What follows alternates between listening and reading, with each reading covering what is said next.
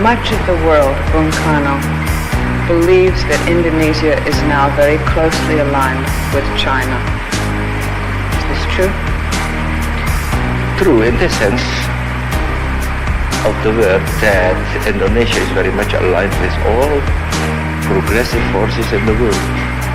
Indonesia is very much aligned with the new emerging forces.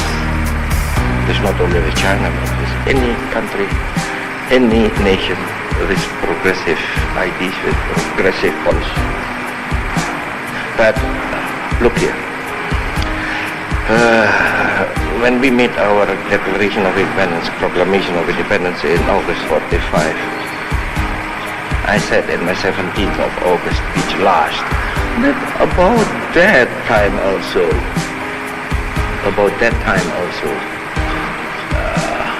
Cambodia, Vietnam,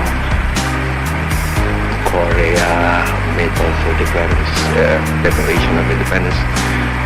That's why I said in my speech that exists Jakarta, Phnom Penh, Hanoi, Peking, Pyongyang is a very logic one.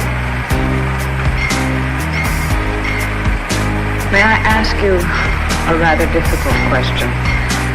How do you reconcile your being so opposed to imperialism and yet align yourself with a country which has always had imperialist designs in Asia, and many people think still does? Do you think they still do, China? Do you think they might become an imperialist nation again? No. I had serious talks about this with Mao Zedong, with Zhou Enlai, with Chen Yi, with Zhu Te, with Liu Xiaoqi, all the responsible leaders of China. They all laugh about this.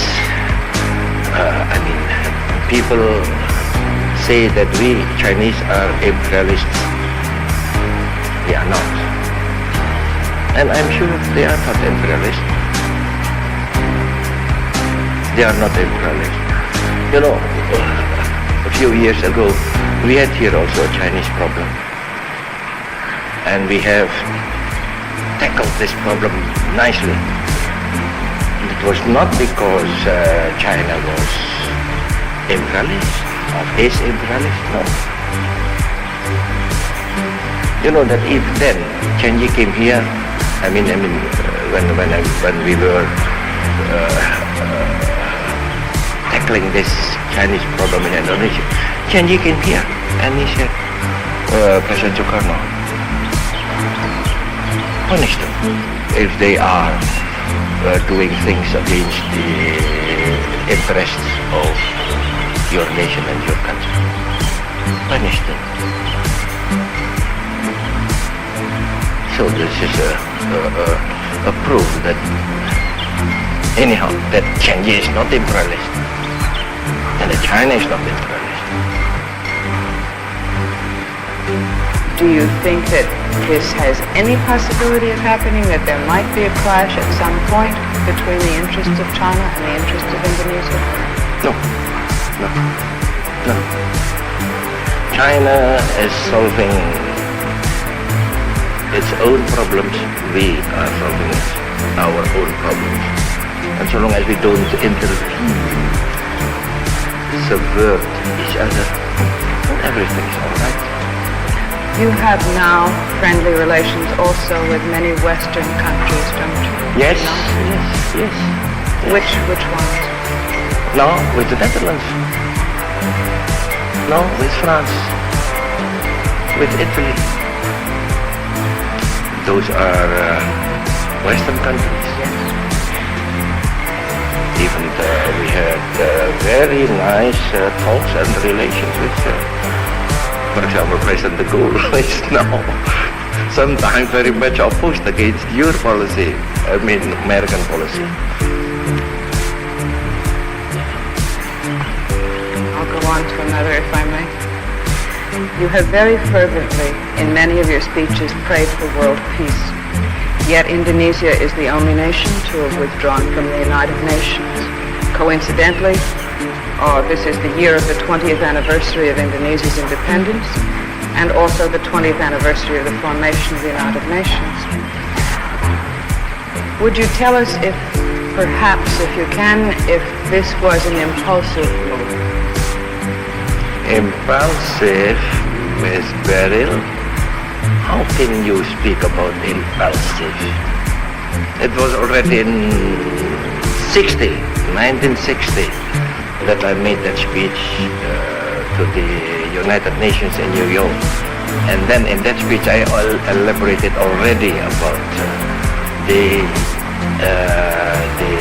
urgent necessity to reorganize the United Nations, because the United Nations of today are not picturing the world constellation of today. The United Nations of today is just a picture of the constellation of the world in 1945. And after 45, so many changes have taken place. So many new Asian states have been established. So many new African states have been established. What would your suggestions be for the most important changes which you have suggested in the past for the changing or amending of the United Nations Charter's organization? In the first place, that the United Nations now are a real reflection of the world life of today, not 45's constellation. Today, 60. I uttered it already in 60, and now 65, even more now. Is this regarding the Security Council? Security Council, United Nations Charter, etc., etc., etc., etc. Do you think that the Security Council should be different, and how? Don't put me into details. Anyhow, do you understand that Security Council is not satisfactory to us? And that the whole organization of the United Nations also not satisfactory to us. Should it happen that there be any revisions in the United Nations Charter, is it at all possible that Indonesia may rejoin the United Nations? Yes, but not the contrary. Right. We shall never come back to the United Nations before a reorganization of the United Nations.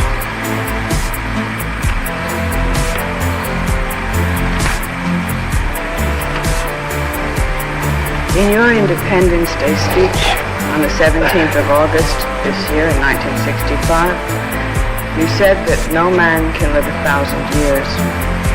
Indonesia and the name Soekarno are now synonymous. Can you tell us what you think and hope the future of Indonesia may be after Soekarno?